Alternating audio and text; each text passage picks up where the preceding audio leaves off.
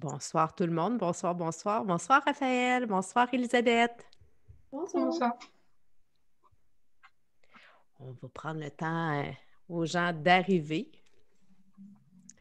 J'espère que tout le monde va bien, vous avez sûrement écouté les dernières directives, les dernières annonces du gouvernement. Ouais. Donc, on va commencer ça. Bonsoir et bienvenue à cette discussion d'Arena en ce mardi soir présentée par M2 Assurance. Ce soir, je suis vraiment contente de me retrouver avec Raphaël et Elisabeth. Raphaël Tousignan, qui est une athlète, une para-athlète, et Elisabeth Bisaillon, qui est une de nos collaboratrices. Alors, je vais laisser le soin à chacune d'elles de se présenter. Raphaël, vas-y, je commence par toi. Parfait. Je m'appelle Raphaël, comme tu l'as dit. Je suis athlète en para-hockey. Je suis membre de l'équipe nationale féminine. Je suis aussi membre de l'équipe provinciale qui est présentement mixte, mais je suis la seule fille sur l'équipe. Puis Oui. l'équipe nationale développement masculine, on est 2 filles sur l'équipe seulement. Sinon, dans la vie de tous les jours, j'ai 18 ans. Je suis étudiante en communication au Cégep de Terrebonne. Puis l'année prochaine, je vais rentrer à l'université en enseignement primaire. Attendez un instant, j'ai comme l'impression qu'on a de la difficulté avec notre... Je veux juste m'assurer qu'on nous entend bien.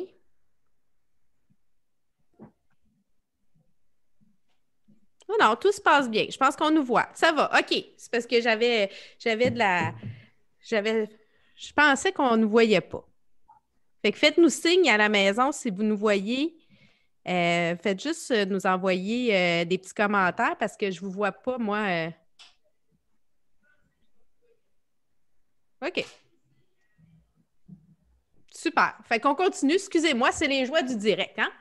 Merci, Martin, de nous dire que le son est excellent. Parfait. Est-ce que vous nous voyez? Oui? OK. Bon.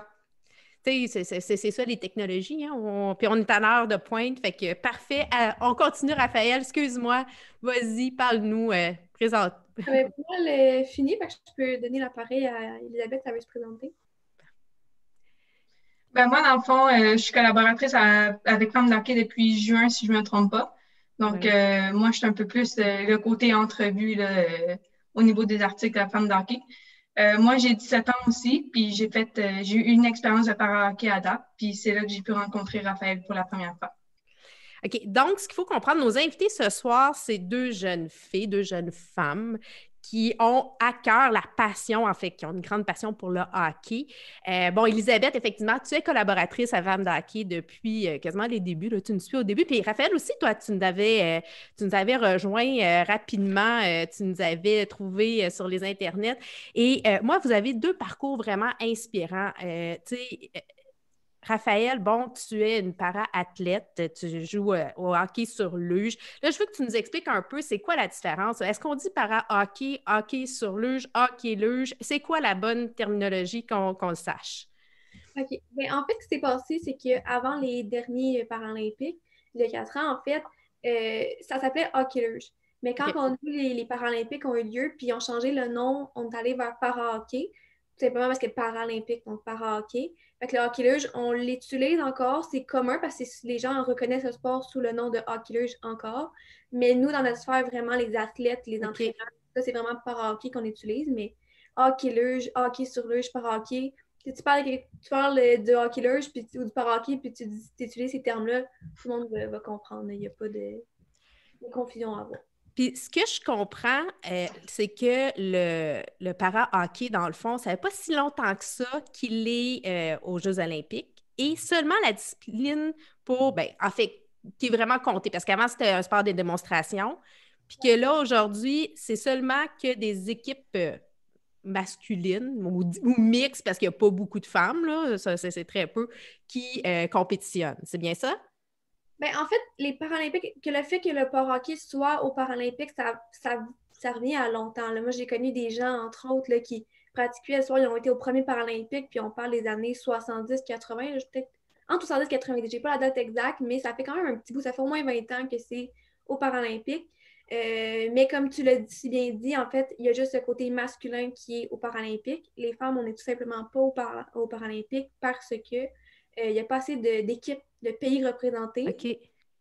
Par contre, comme tu as dit, à certaines années, on a vu des femmes inclure les formations des équipes masculines, mais c'est seulement une femme sur l'équipe parce qu'il y a une règle aux Paralympiques qui dit Ah. que une femme peut être sur l'équipe des garçons, puis elle ne compte pas dans le lot de joueurs. Fait que si par exemple, il y a 15 joueurs que tu dois respecter le nombre, ben si tu apportes une joueuse femme, tu vas avoir 16 joueurs, puis elle ne va pas compter dans ton lot. Fait que c'est comme un plus un peu, mais ça s'est juste vu en Norvège à date. Puis ça, on va tout avoir des détails de ça parce qu'Élisabeth nous a écrit un super article sur le sujet qui va paraître jeudi sur la plateforme. Donc, on va avoir un peu plus de détails là-dessus. Toi, Élisabeth, tu as dit justement, bon, tu as une condition, tu as des douleurs chroniques. Tu es une fille qui aime bouger, qui adore le sport, qui adore le hockey. D'ailleurs, on le sait, on te suit. Tous ceux qui nous suivent savent comment tu aimes le hockey autant au masculin qu'au féminin. Puis là, bon, là, tu as décidé aussi d'essayer le hockey luge, le para-hockey, parce que justement, tu as des douleurs chroniques malgré ton jeune âge, c'est ça, hein? Oui, ben dans le fond, moi, j'ai vraiment une condition médicale, puis c'est une douleur chronique qui est généralisée. Okay. Donc, ça s'attaque plus spécifiquement, moi, aux jambes. Donc, c'était trouver un sport aussi qui, moi, allait me permettre de bouger, mais en utilisant le moins possible mes jambes. Et bon, au fil des années, on a vu que le vélo, j'étais de moins en moins capable. Donc, le para-hockey, j'ai appris à le connaître un peu par Raphaël. Justement, il y a un article, je pense, c'est la branche sport de Radio-Canada qui avait fait un article sur elle il y a 3-4 ans. Donc, quand j'ai vu qu'il y avait du para-hockey à Montréal, je me suis dit, ben, on va essayer, pourquoi pas. Puis, comment tu as trouvé ton expérience? C'était vraiment génial, vraiment. Là, même si je tombais souvent, c'était vraiment génial. Bien, c'est quand même, ça demande d'être en forme, là. Tu sais, je veux dire, c'est pas, t'as beau pas utiliser tes jambes, mais t'as tout le reste de ton corps qui te demande d'être présent, d'être là. Toi, Raphaël, avant d'être au para-hockey, tu étais une joueuse de ringuette. Puis là, j'aimerais ça que tu me racontes un peu qu'est-ce qui s'est passé parce que tu n'es pas née avec ton handicap. Tu as, dans le fond, il y a un événement dans ta vie qui s'est passé pour toi. Oui. Ben, en fait, moi, ça a commencé, en fait, le début du cours, en fait, c'est que je suis tombée à la ringuette, justement. Puis, il y a comme une bosse qui est sortie vers l'extérieur. Puis, en fait, cette bosse-là, je suis allée voir le médecin par la suite, puis en fait, ça s'adonnait à être une tumeur cancéreuse. Puis, au début, ce qui arrivait, c'est qu'en fait, quand je faisais du sport, c'est le seul moment où j'avais pas mal. Fait que j'étais constamment en train de faire du sport, en train de bouger. Fait que ça m'a vraiment aidé à mon côté sportif, c'est ça, ça l'a nourri. Mais par la suite, c'est ça. Ça s'avérait être cancéreux. J'ai fait quelques mois de chimiothérapie. Puis la chimiothérapie ne marchait pas sur ma tumeur parce que elle était trop agressive. OK. J'ai eu comme deux choix. J'avais soit le choix de me faire amputer ou de garder ma jambe, elle allait être un peu comme molle. Puis, parce que mon nerf sciatique était englobé dans la tumeur, puis je ne pourrais plus remarcher sans aide, comme par exemple des béquilles ou... OK. Je me faire amputer parce que j'avais l'espoir de pouvoir remarcher avec une prothèse sans ou avec aide, mais être sûre de pouvoir remarcher sans béquille en plus de ma prothèse. Fait que c'est ça. Fait que c'est après ça, par la suite, c'est mon père qui m'a fait découvrir le para-hockey. J'avais donné la mission de me trouver un sport sur glace. Puis il a trouvé ce sport-là, puis j'ai essayé ça comme Elisabeth à la même aréna. Un samedi matin, je suis allée essayer le hockey luge, puis tout de suite tombé en amour avec le sport. Puis là, tu étais toute jeune, là, tu sais, comme quand tout ça s'est passé, tu n'avais pas 10 ans. Là, rapidement, à 13 ans, je pense que tu as commencé, c'est ça, à 13 ans que tu as commencé le para-hockey? J'ai fait une demi-saison, quand on me demande ça fait combien de temps que je joue au hockey, je la compte pas. Finalement, j'ai commencé à jouer à 12 ans, mais c'est 13 ans que j'ai ma première saison où j'ai vraiment été dans des camps puis tout ça. Puis là, aujourd'hui, donc, tu fais partie. Puis là, un de tes grands objectifs, c'était de faire partie de l'équipe nationale et tu fais partie de l'équipe, tu représentes le Québec, tu es l'équipe provinciale, mais aussi nationale auprès des féminins. Et là, il y a une nouvelle étape que tu as atteinte, c'est que tu as aussi joué avec l'équipe masculine. J'aimerais ça que tu nous en parles. Ben, en fait, ça, c'est... Moi, ça a tout le temps... Je vais juste dire quelque chose avant. C'est que moi, au début, quand j'ai commencé à jouer au hockey, j'avais dit à mon père, je vais faire l'équipe nationale féminine. Puis quand je me suis rendu compte que ça allait être un peu moins difficile que ce que je m'attendais parce que le sport est moins développé. Donc, c'est sûr que le niveau n'est pas le même que les hommes. OK. J'ai dit, moi, je veux faire l'équipe nationale des garçons. Je vais aller au OK. des garçons. Donc, c'est à partir de là, j'étais très jeune. C'est au début de ma carrière, puis j'ai dit, là, je veux faire l'équipe des gars. Puis, ben, au fil des années, on avancé. Je me suis rendu compte que c'était un peu fou comme rêve, puis irréaliste. Jusqu'à ce qu'en 2019, je suis invitée au camp de l'équipe nationale développement. C'est une opportunité, je n'en reviens toujours pas, là. C'est quelque chose qui est encore irréel pour moi. J'ai été invitée, je m'en allais vraiment là, je voyais vraiment plus comme une expérience, une façon de vraiment apprendre des nouvelles choses, grandir de ça. Pas nécessairement dans l'optique de faire l'équipe parce que je ne voulais pas être déçue. Mais quand je me suis rendue sur les lieux, j'ai remarqué que j'ai appelé ma mère, je m'en rappelle, puis j'ai dit ouais, finalement, je pense que j'ai une chance. Wow! Ma mère était comme, ben là, OK. Fait que je me suis donnée. Finalement, j'ai été sélectionnée sur l'équipe avec ma capitaine, Christina Picton. Puis vraiment, vraiment meilleure expérience que j'ai eue là, de toute ma carrière. D'avoir la chance, ça a tellement été enrichissant parce que c'est tellement différent. Puis comment j'ai grandi cette expérience-là. Puis j'ai tellement hâte que le COVID, la pandémie soit réglée, puis tout ça pour voir que c'est en lien avec ça parce que c'est fou. Puis c'est ça. Ben, je suis contente que tu aies nommé le fait que tu étais justement avec ta capitaine, une autre joueuse. Vous étiez deux filles, puis elle a 26 ans, elle vient de l'Ontario. Mais toi, Elisabeth, bon, là que tu as commencé le hockey luge ou le para-hockey, là, on sait qu'on peut dire les deux. Est-ce que tu pourrais faire partie, là, si ça va bien, si tu continues de faire partie de l'équipe nationale ou de haut niveau? Ça, je ne sais pas. Au vu de ma condition médicale, c'est pas trop clair là, si je peux faire partie, si je pourrais faire partie de l'équipe nationale si vraiment j'atteigne un niveau élite un jour. Là, on essaie de voir un peu avec justement Hockey Canada, l'équipe nationale aussi, s'il n'y a pas quelque chose à faire de ce côté-là. Là. Parce qu'il faut comprendre que c'est pas n'importe qui peut faire partie. Ça prend quand même, il y a des règlements, il y a certains critères là, au niveau de l'handicap qui fait en sorte que tu peux faire partie de l'équipe nationale. Tu peux jouer de façon récréative, mais pour faire compétitionner, c'est pas n'importe qui peut se présenter et faire partie de l'équipe. C'est bien ça? En fait, si je peux apporter une petite, Oui. quelque chose. En fait, au hockey luge, n'importe quelle personne qui a un handicap ou non peut jouer récréatif, mais peut aussi jouer jusqu'au niveau provincial. OK. Donc, dans l'équipe, il y a des personnes, on appelle ça des able-bodied, qui jouent dans l'équipe avec nous, puis il n'y a pas de problème, puis ils sont super bons, puis on aime ça jouer avec eux autres. Puis pour la situation d'Elisabeth, en ce moment, étant donné que les règles sont vraiment assouplies par rapport au sport féminin, parce qu'on n'a pas le bassin pour créer des équipes vraiment avec des critères vraiment très spécifiques, elle aurait droit de faire l'équipe en ce moment.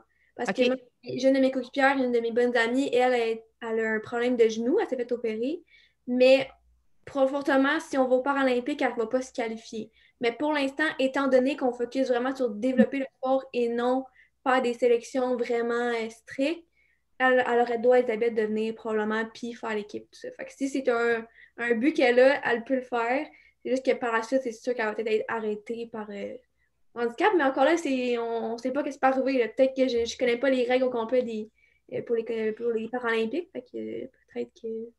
Ben, écoute, on va suivre ça de près, on va suivre ton développement. Tu vas peut-être nous tenir au courant sur la plateforme Femmes de hockey de l'évolution de ton cheminement en hockey. Toi qui es si passionnée de ce sport, Elisabeth, je l'espère. Tu parles d'Olympiques, justement, Raphaël. Puis bon, on le sait, là, les Olympiques en 2022 s'en viennent à Pékin. Bon, on sait que c'est 400 athlètes ou para-athlètes canadiens qui devraient représenter. Est-ce que toi, tu penses pouvoir faire partie de l'équipe pour les prochains? C'est quoi tes objectifs à court moyen terme là, pour ce qui est des Olympiques pour toi, Raphaël? C'est sûr que mon objectif principal reste les Paralympiques. Que ce soit n'importe quel chemin que je vais prendre pour y atteindre, c'est mon objectif. Si je ne vais pas aux Paralympiques, je ne peux pas finir ma carrière. C'est ça que je me dis. Puis, non, je n'irai pas aux Paralympiques de 2022. Ça n'a jamais été dans mes plans parce que le laps de temps est trop court pour que je me développe assez, puis que malgré de la masse musculaire, tout ça, pour arriver au niveau que je veux. Je vais être probablement les prochains, donc pas ceux de 2022, 2026, mais encore là, est-ce que ça va être les hommes? Est-ce que c'est parce que les femmes vont être rendues à un sport de démonstration? Je ne sais pas.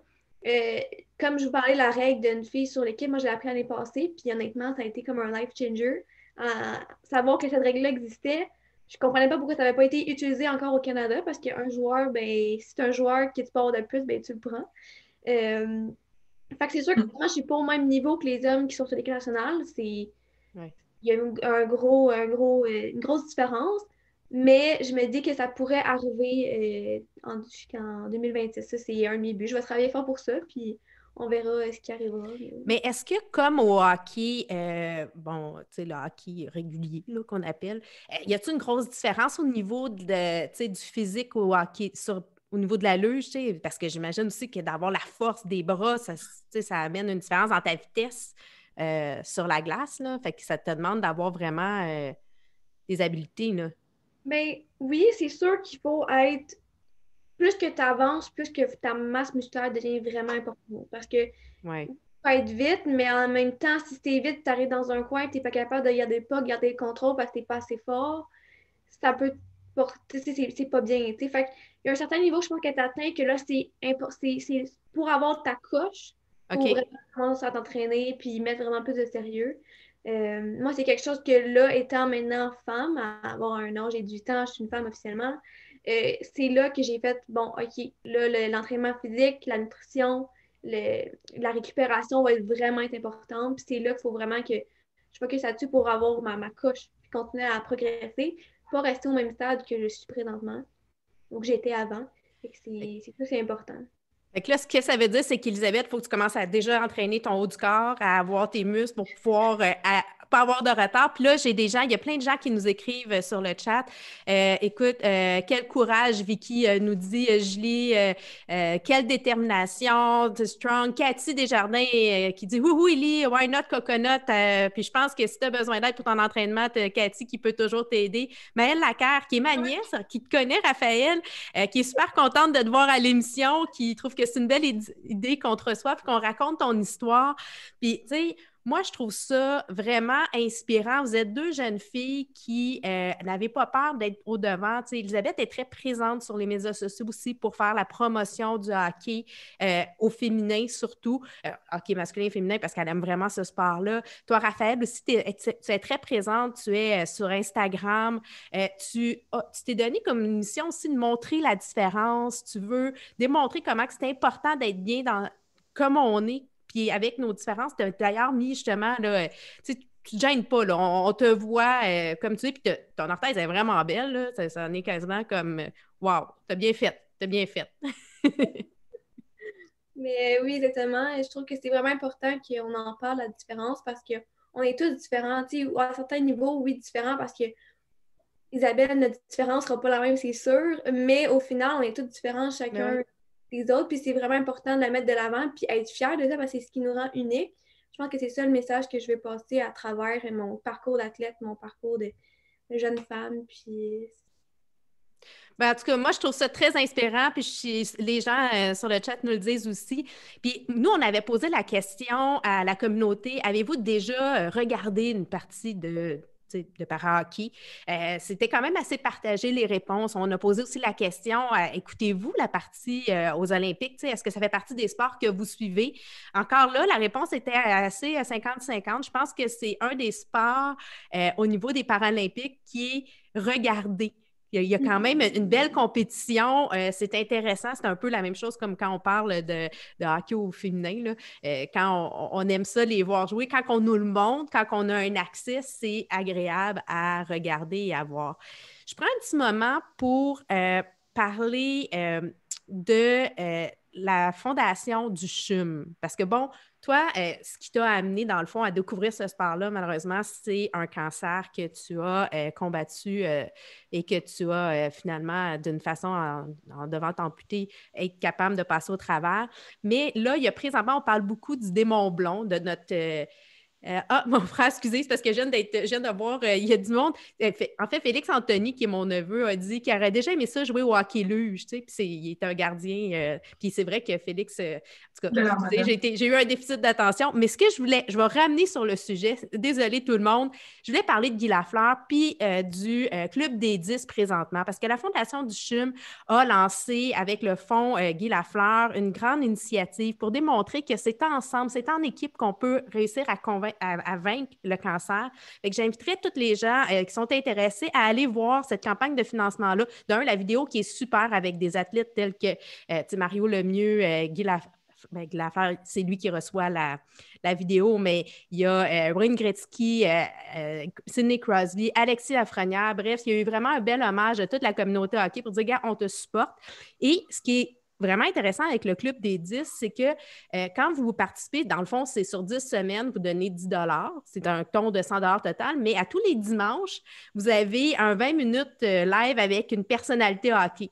Fait que c'est des gens qui aiment le hockey, ça devient le fun. Puis là, après ça, ben, là, il y a différents. Tu peux faire partie, tu sais, il y a différents niveaux là, dans ça. Là, pour ceux qui ont un peu plus des sous, là, tu peux faire partie de la Ligue des partisans, la Ligue des capitaines, la Ligue des légendes, des étoiles, du Temple de la renommée. Plus ça va, plus le montant est gros, plus les avantages sont grands. Fait qu'on va mettre le lien. Vous pourrez aller voir ça. Je pense qu'on est dans une période de sensibilisation au cancer. C'est une maladie qui touche malheureusement énormément de gens ou qui impacte des gens. Moi-même, là, je vais en parler dans 2 semaines parce qu'on on va revenir avec ça dans 2 semaines. Là, on reçoit l'audacieuse maître Sophie Mongeon qui a décidé de participer au défi Tête rasée. Une femme de carrière, une maître, une avocate qui décide, oui, pour la cause, je lève de l'argent pour faire ça. Moi, je trouve ça très courageux. Je ne suis pas sûre que j'irais me faire raser la tête, moi, aujourd'hui, là, à l'âge que j'ai. Là. Je ne sais pas si vous autres, les filles, là. Mais moi, j'ai dit à maman quand j'ai eu le cancer de ne pas se raser la tête parce qu'elle serait pas belle, les cheveux. Elle voulait absolument faire. Puis je dis non, moi, mes cheveux, ça a tout le temps été, là. Fait que même quand je les ai perdus, c'était quelque chose, je pensais que c'est ça que je trouvais plus difficile, là. C'est drôle à dire, là, mais perdre les cheveux, c'est. Non, elle a toute mon admiration, cette femme. Oui. Toi, Elisabeth, c'est-tu quelque chose que tu serais capable de faire? Ben, j'aurais peut-être idée, étant donné que mes cheveux sont longs, j'ai peut-être un projet par rapport à ça, là, mais c'est en réflexion encore, ouais. Oui, ben, j'ai toujours voulu le faire, mais plus j'avance en âge, moins ça me tente, tu sais. Fait que, ben, à la place, on en parle. Écoute, moi, j'admire ça, puis tant mieux. Parlons maintenant, on avait la question M2 Assurance aussi qu'on a passée. On vous posait la question, croyez-vous que les équipements spécialisés tels que les luges adaptés sont couverts par votre assurance habitation? Raphaël, sais-tu la réponse à ça? Non. Élie? As-tu une idée? Je dirais peut-être que oui. Bien, en fait, la réponse, c'est oui, en effet, sauf qu'il faut faire attention parce que c'est toujours mieux de l'assurer spécifiquement parce que pour éviter une perte financière, dépendamment à quel niveau vous êtes protégé, c'est toujours mieux là, de valider avec votre courtier parce que, bon, ça peut des fois monter assez vite. Hein, ces équipements-là, Ouais. c'est pas donné, là. Non, on parle d'environ. Parce qu'il y a plusieurs niveaux de luge, dépendamment de ton niveau de quand tu es joueur. Fait qu'on commence avec une qui va être aux alentours de peut-être 300, là, un peu en bas de 500 $. Après ça, une qui va se situer plus entre 500 puis 700. Puis la balistique qui va être majoritairement des joueurs de l'élite qui vont l'avoir, qui, elle, on parle d'un 1000 $ environ. Là. Ça, c'est Puis, pas... est-ce que tu dois la remplacer souvent? Parce que, tu sais, il y a quand même des contacts, là. Je veux dire. Ben, moi, je la change cette année. Ça va faire environ 3 ans, je pense que j'ai la mienne. Mais c'est ça, les coups, quand ça rentre dans les luges, les T-bones, tout ça, ça vient à maganer dans la luge. Puis, ben, les luges évoluent. Fait que c'est sûr que moi, cette année, je vais me faire mouler un bucket qui va être fait à moi vraiment. Fait que je vais avoir beaucoup plus de contrôle sur ma luge. Mais il y a plusieurs petites choses que tu peux changer. Au lieu d'acheter la luge à toutes les fois, là, tu peux vraiment changer le nose, s'il brise ou tu sais. Mais ça dépend vraiment du joueur. Il y en a qui sont bien dans ce qu'ils ont, puis ils ne veulent pas changer, mais il y en a d'autres qui veulent évoluer, puis c'est correct aussi. Là. Chaque personne a son style. Et je reviens un peu sur Elisabeth parce que Elisabeth est aussi une grande amateur, comme je disais, de hockey et elle a signé plusieurs de nos chroniques rencontres avec, Ève Gascon, entre autres, qui est une jeune fille de la même âge que vous. La mère Alexis. Hein? Ouais. Puis la mère Alexis Lafrenière, puis tu sais, Nathalie Bertrand, puis tu sais, elle continue. Est-ce que c'est quelque chose que tu penses pouvoir évoluer, de dire de t'en aller du côté journalistique du journal, tu sais, d'être une journaliste sportive ou Mes parents aimeraient beaucoup ça parce qu'ils me voient vraiment en dedans, ils disent que j'ai un talent, mais moi, vraiment, je me dirige plus vers l'enseignement de l'histoire au secondaire. OK. Fait que toi, ben en fait, c'est quand même connexe, t'aimes l'histoire, t'aimes les gens, t'aimes... Rien n'empêche que tu préfères les deux. Oui, mais ouais, c'est plus une passion, écrire vraiment, faire connaître justement le sport féminin en particulier. Parce que bon, on trouve aussi qu'il est sous-développé. Pourtant, Marie-Philippe Poulin a 3 médailles olympiques, puis elle payait pas aussi cher que Sidney Crosby. Fait que c'est juste comme. C'est faire évoluer un peu le sport féminin là-dedans. Fait que moi, c'est un peu ça mon but là-dedans aussi. Donc, ouais. Bien, je pense que tu y arrives bien, puis avec les différents articles que tu fais, puis à nous faire découvrir, puis à supporter, puis d'être très présente dans les médias sociaux, que tu repartages justement certains articles aussi de Raphaël ou d'autres joueuses ou des joueurs, je pense que tu réussis à ta façon à nous faire voir, à faire rayonner le sport au féminin, peu importe, mais surtout le hockey. J'en profite pour vous parler parce qu'à Femmes d'hockey, comme vous savez, on aime mettre en lumière des femmes impliquées de près ou de loin dans l'univers du hockey. Que ce soit une joueuse, que ce soit une entraîneur, une bénévole, une mère, on est vraiment nos étoiles Femmes d'hockey présentées par Bioderma. Et on est présentement en appel de candidature pour ça. Donc, gênez-vous pas à nous écrire à info@femmes.hockey. Donc, c'est pas de .com, pas de .ca. Nous, on est 100% hockey.hockey.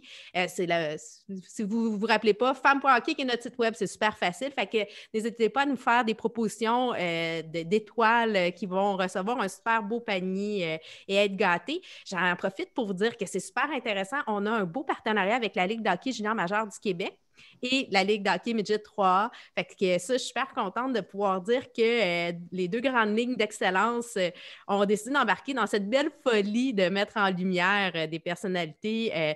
Fait que Raphaël, tu t'en connais aussi dans ton tu sais, on veut vraiment, peu importe que ce soit les titres, moi, je ne fais pas de différence dans le type de hockey. Tant qu'il y a le mot hockey, on reçoit toutes les candidatures, ça nous fait plaisir.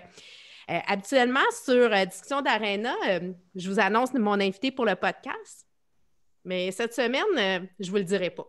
Parce qu'on a envie de faire un petit jeu avec vous. À la place, surveillez nos plateformes. Donc, allez vous abonner à notre Instagram, Facebook de Femmes d'hockey. Et on va faire un petit jeu. On va vous dévoiler une photo inédite de notre invité. Puis, on va vous inviter à découvrir c'est qui. Puis, parmi ceux qui vont avoir la bonne réponse, on va faire tirer une tuque Femme d'hockey. Fait que c'est un défi que je vous lance, tout le monde à la maison, de pouvoir voir ça. Fait que les filles, merci tellement d'être venues sur Discussion d'Arena. C'était vraiment agréable d'en apprendre un peu plus sur le hockey luge, le para-hockey. On va te suivre certainement, Raphaël, ton développement. Tu reviendras nous redonner des nouvelles aussi. On aime ça. Elisabeth, on continue à te lire sur Femmes d'hockey. Continue aussi dans vos études. Là. C'est encore... là, on a eu des nouvelles aujourd'hui du gouvernement il y a des petits assouplissements. Là. On espère que le hockey va pouvoir reprendre son plein au niveau du hockey mineur le plus rapidement possible. Moi, j'ai encore espoir pour certaines catégories là, cette année. Là. Je suis une fille bien positive. Merci les filles, merci tout le monde et on se retrouve la semaine prochaine pour le podcast, mais je ne vous dis pas avec qui. Merci Isabelle, merci Raphaël aussi. Merci.